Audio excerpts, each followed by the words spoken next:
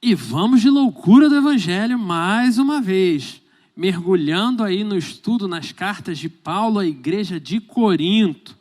Hoje daremos prosseguimento àquela mensagem do domingo à noite, você lembra? Onde a gente falou sobre o tema o fantástico mundo mágico. Onde a gente percebeu o quão precipitados nós somos ao confundir o mundo extraordinário que o Evangelho nos apresenta com o mundo mágico da Disney. E como a gente corre para esse tipo de concepção ao ler a Bíblia, fazendo com que apenas coisas desejáveis ao nosso coração sejam sinônimo de uma vida de alguém que caminha com Deus. E como nós vimos, não é possível fazermos isso.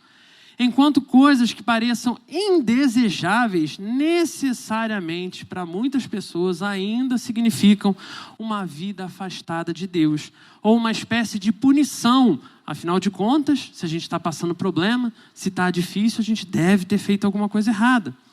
De maneira que, fantasiosamente, deturpamos a percepção do que é o poder de Deus. E isso, meu irmão, minha irmã, é tenso demais. Mas, ao mesmo tempo, infelizmente, é extremamente real. Nesse texto de hoje, a gente vai mergulhar mais detalhadamente nesses dois conceitos usados por Paulo ao longo dessa carta, que são os conceitos de sabedoria e loucura. Então, convido você a abrir a sua Bíblia, primeira carta de Paulo aos Coríntios, capítulo 2. Hoje a gente vai seguir exatamente do ponto onde a gente parou domingo à noite. Domingo à noite a gente parou no versículo 5. Hoje a gente vai seguir do 6 até o 16. Primeira carta de Paulo aos Coríntios, capítulo 2, versículo 6 ao 16. E eu te convido a seguir com a sua Bíblia aberta durante toda a exposição. Diz assim a palavra do Senhor: Entretanto, expomos sabedoria entre os experimentados, não, porém, a sabedoria desse século, nem a dos poderosos dessa época, que se reduzem a nada. Mas falamos a sabedoria de Deus em mistério, outrora oculta, a qual Deus pré-ordenou desde a eternidade para a nossa glória. Sabedoria essa que nenhum dos poderosos desse século conheceu, porque, se a tivessem conhecido, jamais teriam crucificado o Senhor da glória. Mas, como está escrito, nem olhos viram, nem ouvidos ouviram, nem jamais penetrou em coração humano o que Deus tem preparado para aqueles que o amam.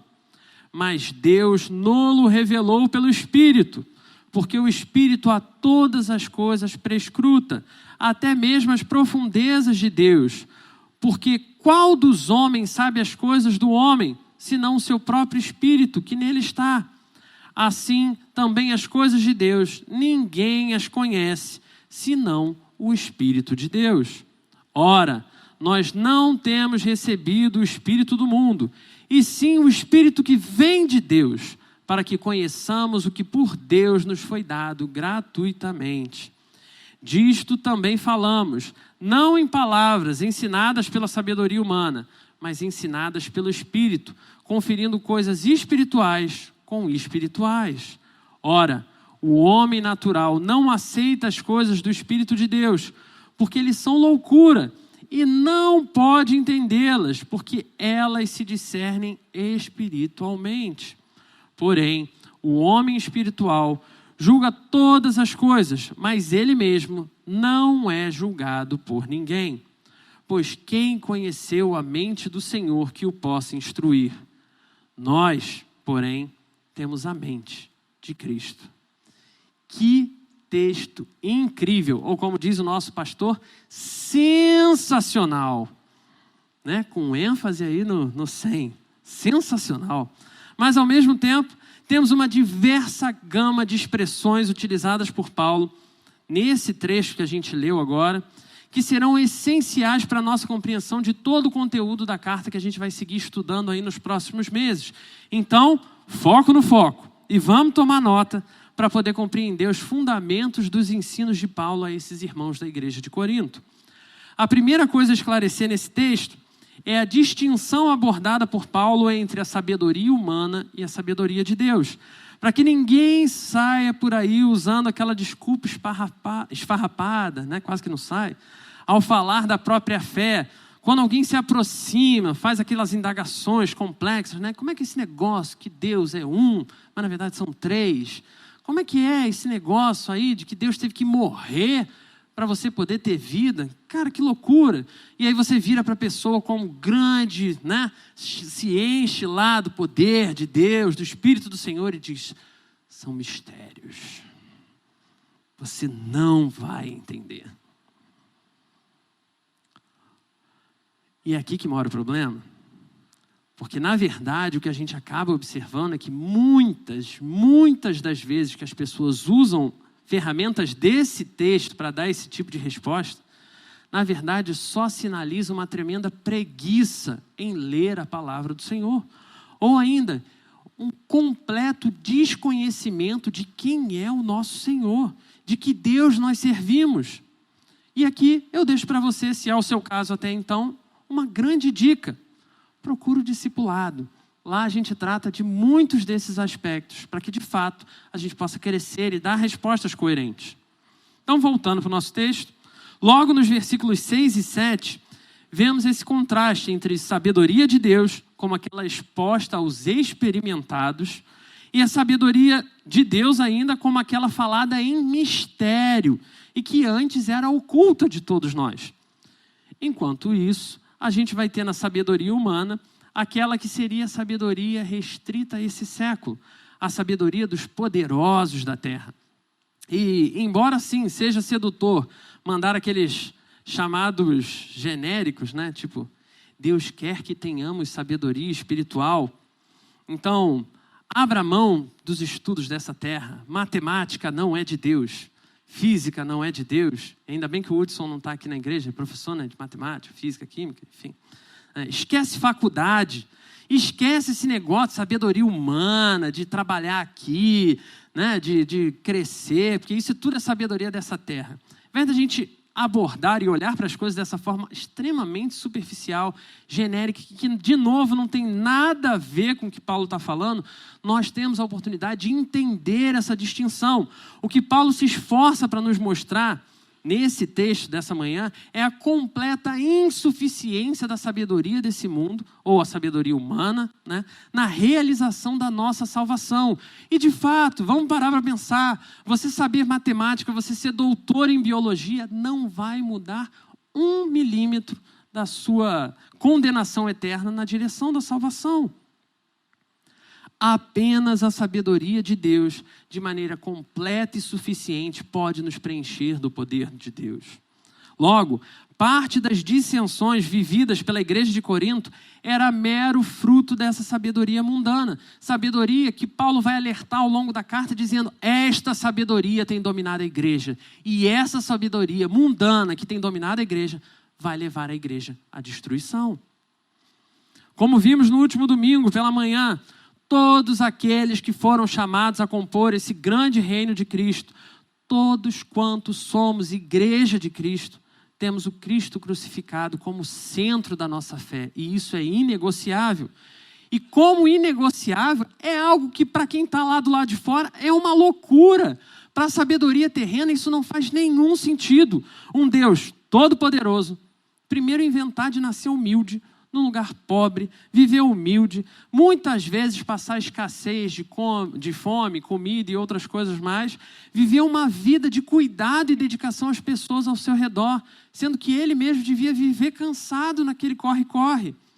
Viver uma vida de amor, uma vida de serviço, para depois disso tudo, esse suposto Deus encarnado sofreu esse tempo todo, ainda acabar morto numa cruz.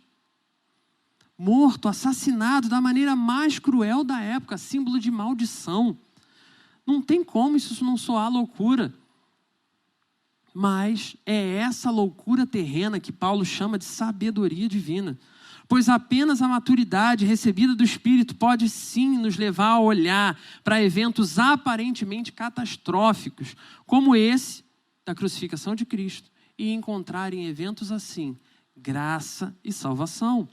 A verdadeira sabedoria oculta aos homens nas eras passadas e não reconhecida por homens de poder e intelecto mundano, agora foi revelada a todos por meio do Espírito. Assim, como somente um homem conhece os seus próprios pensamentos, e essa parte que Paulo começa a entrar nesse quesito é extraordinária, porque assim como só você sabe o que se passa na sua cabeça, o Espírito Santo vem diretamente do íntimo do próprio Deus para colocar dentro de nós a compreensão de o que é a mente do nosso Senhor, dando-nos a direção do que é que Ele realmente está realizando na nossa vida. Essa é a sabedoria que o próprio Paulo compartilha, como ensinado pelo Espírito Santo. Outra coisa sensacional que acontece aqui é a ressignificação de vida e de palavras que Paulo vai usar especificamente nesse contexto. Paulo usa termos comumente atrelados a religiões místicas, preenchendo-as então de conteúdo cristão.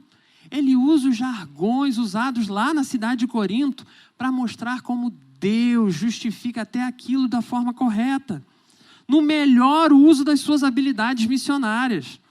Palavras como experimentados, mistérios, profundezas de Deus, espirituais e tantas outras usadas nesse texto, né? Versículo 6, 7, 10 e 14. Paulo se apropria de gírias e padrões locais, se apropria de conceitos das religiões para ensinar com clareza o que é a fé em Cristo Jesus. Mas a gente, de novo, não pode se precipitar, pois essa ressignificação de palavras não pode nunca acontecer de maneira superficial. Precisa dar profundidade a esses textos, a esses termos. Paulo, se valendo desses sistemas místicos de definições de espiritualidade, traça então uma linha divisora entre uma vida sem o Espírito e, portanto, a vida chamada vida de homens naturais, como a gente leu no versículo 14, que são os mesmos que no capítulo 3, o próximo capítulo, vão ser chamados de homens dominados pela carne. E de outro lado da linha, encontramos aqueles chamados de cristãos ideais, ou os homens dominados pelo Espírito. Mesmo os homens mais poderosos da terra, se não experimentados, se apenas homens naturais, se apenas dominados pela carne, no melhor exemplo de Pilatos, o governador romano lá que julgou Jesus, estão reduzidos a nada. E de novo, é preciso prestar atenção, porque o fato deles estarem reduzidos a nada não significa que eles não tenham poder para nos fazer mal. Esses homens ainda terão poder de nos conduzir a momentos de trevas, momentos de sofrimento, momentos de caos.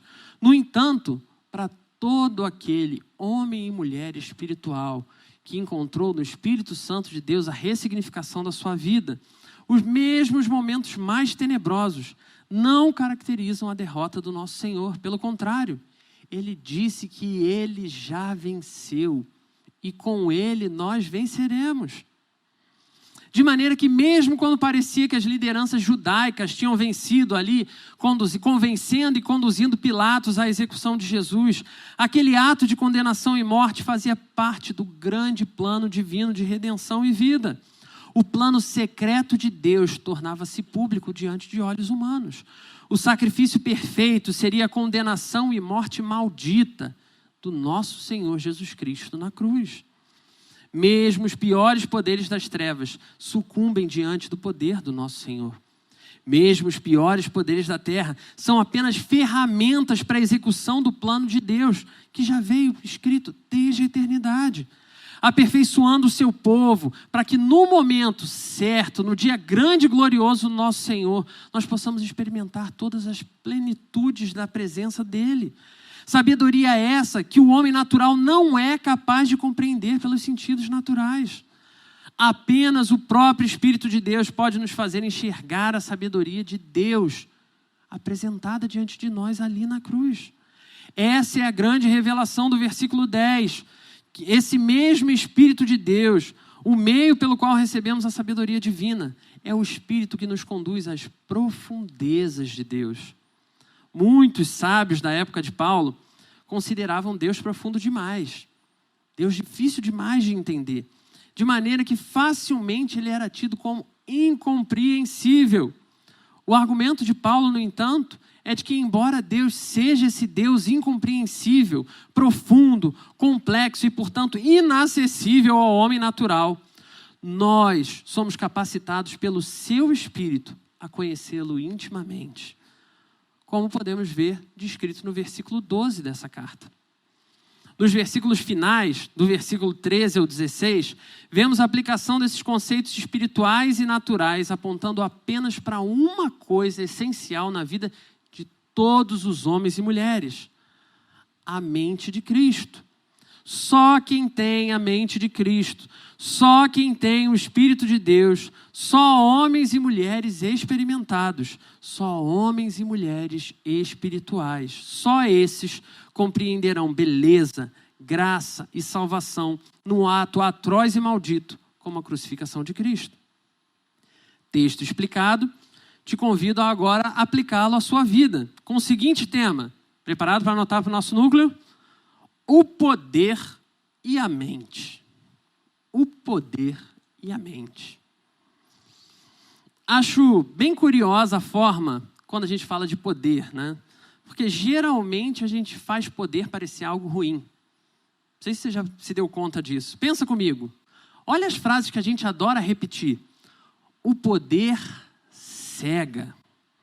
O poder corrompe o homem. Entre tantas outras.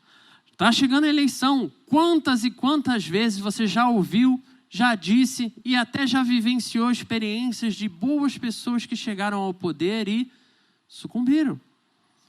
O poder geralmente é esse algo desejável, incrível, importante, que sempre acaba na hora H sendo usado para o mal. Até mesmo nas obras de fantasia, como nas brilhantes obras aí de J.R.R. Tolkien, né, que deu a nova origem aí à série, que inclusive eu recomendo, Os Anéis do Poder, mesmo os melhores seres sucumbem diante da ânsia por mais poder. E se pensarmos como homens naturais, parece que essa verdade é absoluta, faz todo sentido. A gente vê isso acontecendo, aquele cara que trabalhava contigo, era ali esforçado, estamos juntos na luta, ele vira teu chefe e ele vira a pior pessoa possível. E é por isso que a gente carrega essa impressão de que é o poder que é mal, ou que é o poder que corrompe. Parte do pressuposto de que eu era bom, alguém era bom, mas quando chegou ao poder, a coisa saiu do prumo. E isso é mentira. E esse sentimento mentiroso é um dos que mais gera divisão, inclusive dentro das igrejas, irmãos. Mas no melhor exemplo cinematográfico dessa relação com o poder, na obra do Senhor dos Anéis, após derrotarem Sauron, o Senhor do Escuro, a coalizão de homens e elfos chega então à Montanha da Perdição com um anel na mão. O anel do poder na mão. E eles têm a chance de destruir o mal para sempre. Alguém falou aleluia? Só que, o que ele faz? O que o rei humano Isildur faz? Ele guarda o anel de poder para ele. Ao invés de destruir o mal, ele prefere manter um poder para todos governar.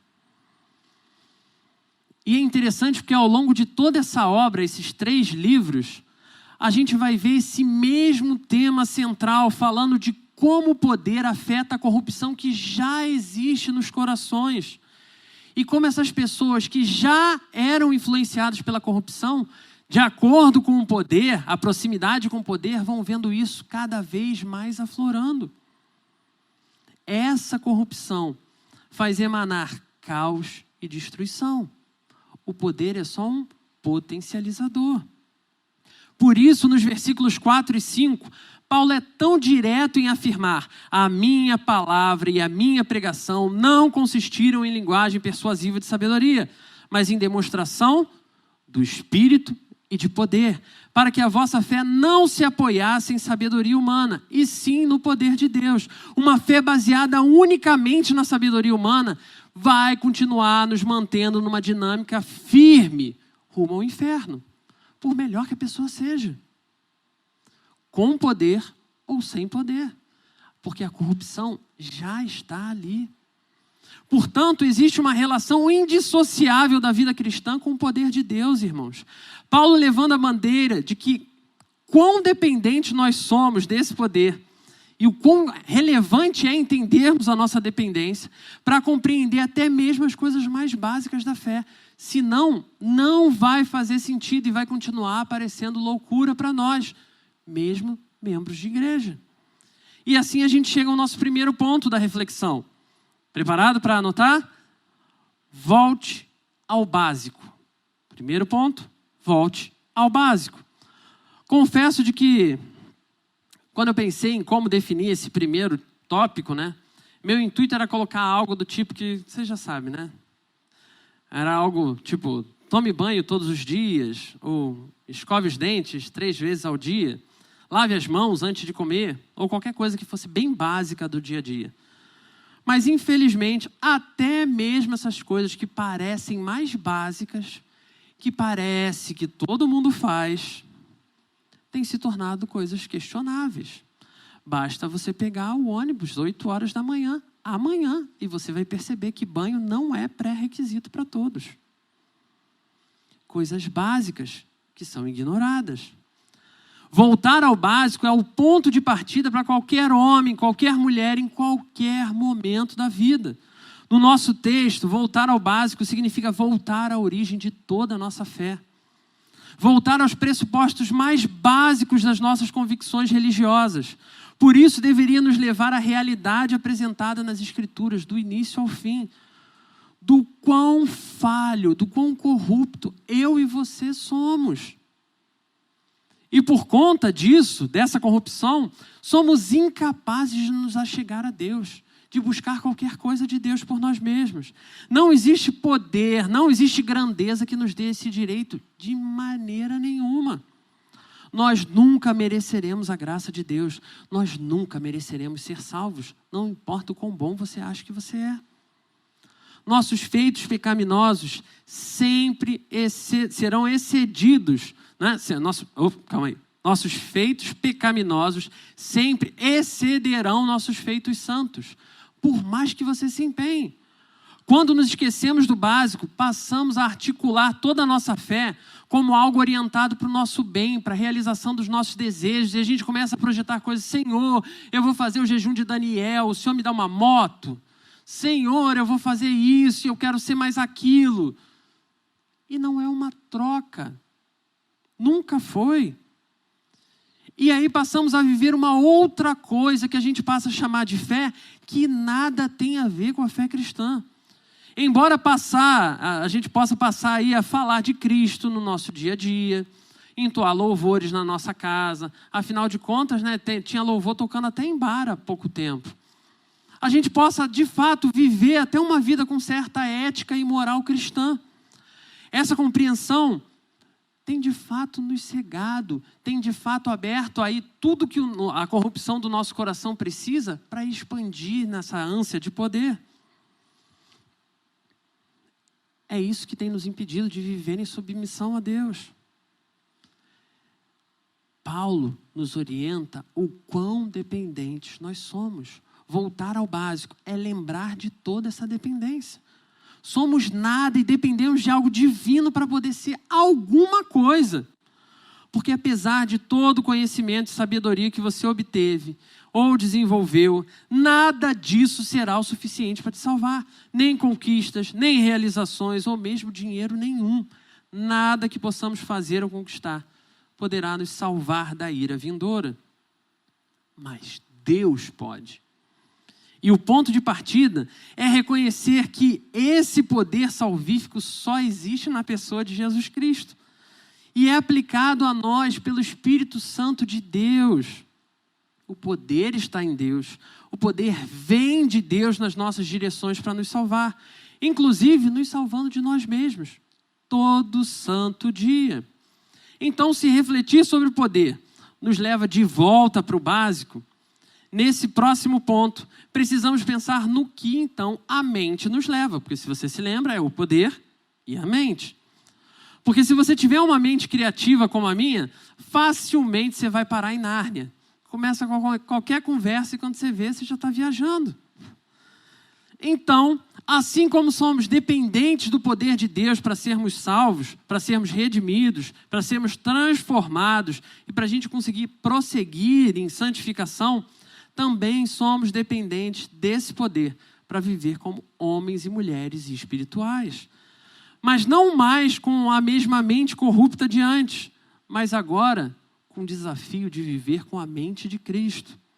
Porque se você folhear sua Bíblia, e aí só um pouquinho, né? E dedicar alguns momentos à leitura do capítulo 3, que é o próximo capítulo, você vai observar que esse nosso texto, ele tem, assim, um objetivo dificílimo, que é preparar o povo de Deus para a cajadada que vem no capítulo 3.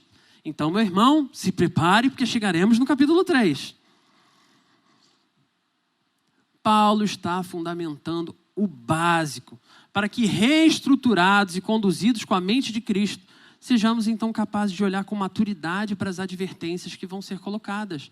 Não para a gente tentar de novo começar a justificar. Ah, Deus, eu faço aquilo porque eu sou fraco. Ah, Deus, eu faço isso porque o Senhor sabe. Mas para ouvir a advertência e responder não caindo nos mesmos erros. Então, ser mente de Cristo nos move ao nosso segundo ponto dessa manhã. Preparado para anotar? Mova-se para servir. Mova-se para servir. Meus irmãos, tenho falado com o Jackson Maravilha, goleador de quarta-feira, sobre como tem sido desafiador olhar para essa carta e me restringir a falar apenas do trecho que a gente está compartilhando. Dividir apenas uma parte da carta para pregação. Tamanha a unidade dessa carta. Cada pequena parte está intimamente conectada com seu contexto anterior e com seu contexto posterior. Como conhecedores do poder de Deus, pensar com essa mente de Cristo nos remete a uma vida teorreferenciada. Uma vida teorreferente é uma vida verdadeiramente orientada para a glória de Deus. Nesse sentido, viver com a mente de Cristo nos remeteria à compreensão de que talvez a glória de Deus se manifeste com a sua morte. Você está disposto a glorificar a Deus dessa forma? Louvado seja Deus, se essa for o plano de Deus para mim. Louvado seja Deus, se esse for o plano dele para você.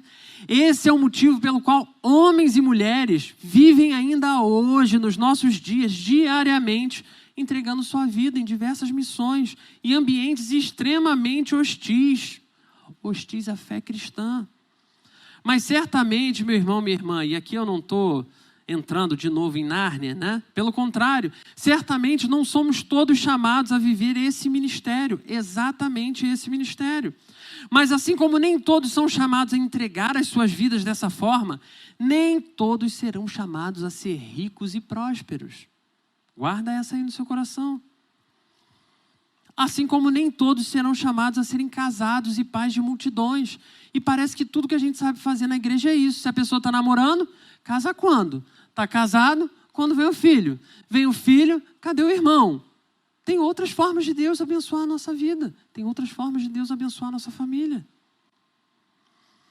Assim como nem todos somos chamados a ser cópias uns dos outros, mas conduzidos, conectados, integrados a uma só mente. E aqui falamos da mente de Cristo. Todos somos chamados a viver como um só povo. Povo orientado a servir, povo direcionado a amar, povo direcionado à ação. Não uma coisa, né, intelectual do, realmente temos que pensar como vamos servir. É importante pensar como vamos servir, mas é importante botar a mão na massa e servir. Esse é aquele momento, meu irmão, que você esperava e estava ansioso, que você segura a mão da pessoa do seu lado, levanta a mão, como se fosse cantar o hino da SAF, né? Levanta a mão aí da pessoa que está do seu lado e canta: somos corpo, e assim bem ajustados, totalmente ligados, unidos, vivendo em amor, uma família. vivendo a verdade, expressando a glória do Senhor. Você tem noção do que é isso, meu irmão? Meu Deus do céu, se nós entendêssemos a urgência dessa mente unificadora de Cristo, as coisas seriam muito mais simples.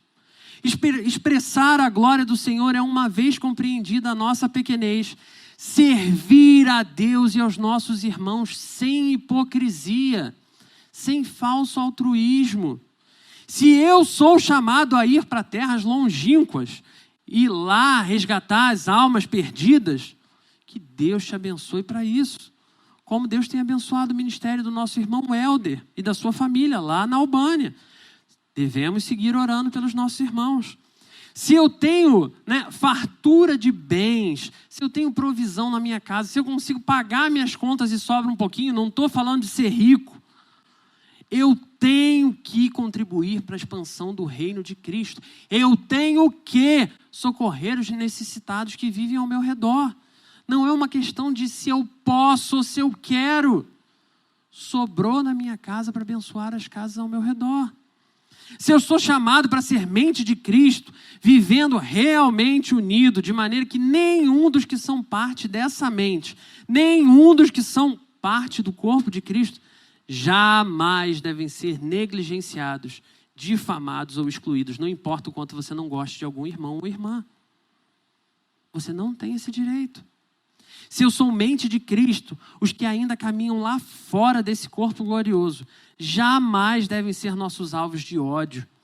Jamais devem ser motivo da gente ficar repudiando e segmentando eles para mais longe. Mas eles devem sim se tornar os nossos alvos missionários, para que eles entendam e desfrutem das mesmas coisas que a gente desfruta. Para que também eles possam viver dessa graça da salvação unidos a nós, unidos a Cristo. Mas se você ainda não é parte desse glorioso corpo, e Deus te trouxe a esse lugar, meu irmão, minha irmã, se você tem vivido de alguma forma perdido, confuso, se você tem vivido sozinho, sem esperança, buscando sentido para a vida, no poder do Espírito Santo de Deus, o poder que atuou em Paulo, o poder que atuou na igreja de Corinto e o poder que atua nessa manhã no nosso meio, você é chamado a experimentar as mesmas graças salvadoras sobre você. Pois os requisitos e méritos necessários para a sua salvação já foram realizados por Jesus. E Ele está, sim, de braços abertos, nos convidando dia após dia a viver uma vida diariamente, voltando ao básico, de que não há poder em mim ou em você, só há poder em Deus. E dia após dia, igualmente, nos movendo à ação de servir, não para engrandecimento nosso, mas para a glória de Deus. Uma vida onde seus desejos corrompidos pelo pecado quebram e se dobram diante da soberania de quem é o nosso Senhor.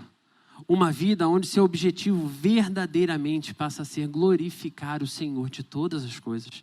Uma vida onde desfrutamos de família, mesmo onde a gente não tem laço de sangue com ninguém. Uma vida onde desfrutamos de unidade, mesmo com opiniões diferentes, sobre os mais diversos assuntos, inclusive política.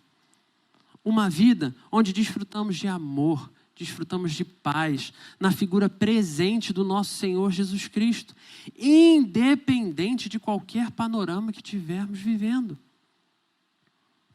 Pois o poder e a mente será tudo o que importa para todos nós. O poder, sim, do Espírito Santo de Deus e a mente de Cristo.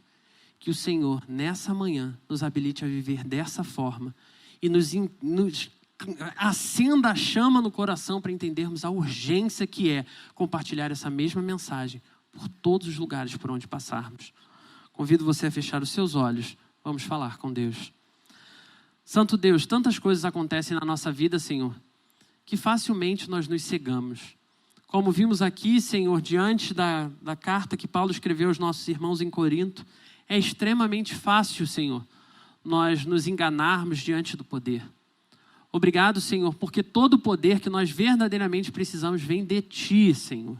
Então ajuda-nos a entender esse poder pelo que ele é, um poder sem limites, um poder que tem salvado homens e mulheres quebrados e destruídos e feitos novos vasos de adoração, Senhor. Ajuda-nos a não nos sentir melhor do que ninguém. Pelo contrário, que esse poder, Senhor, seja o suficiente para a gente lembrar de sempre viver a nossa vida no básico. Viver entendendo o que o Senhor tem para nós e aonde o Senhor há de nos levar para te glorificar. Que as pessoas ao nosso redor, Senhor, sejam nossos alvos missionários de verdade, Senhor. Ajuda-nos a tirar da teoria, Senhor, esses conceitos e a aplicar, de forma que o Senhor vai ser a coisa mais importante da nossa vida. Não deixe, Senhor, outras coisas dominarem o nosso coração. Pelo contrário, clamamos, Senhor, que essa chama que conduziu tantos homens e mulheres ao longo da história arde intensamente no coração de cada um de nós, para que não só sejamos habilitados pelo Teu Espírito a sentir que somos parte do corpo de Cristo, mas entender a necessidade de que todos ao nosso redor também possam desfrutar dessa mesma honra, dessa mesma glória, que é única e exclusivamente do nosso Senhor, em nome de Jesus. Amém.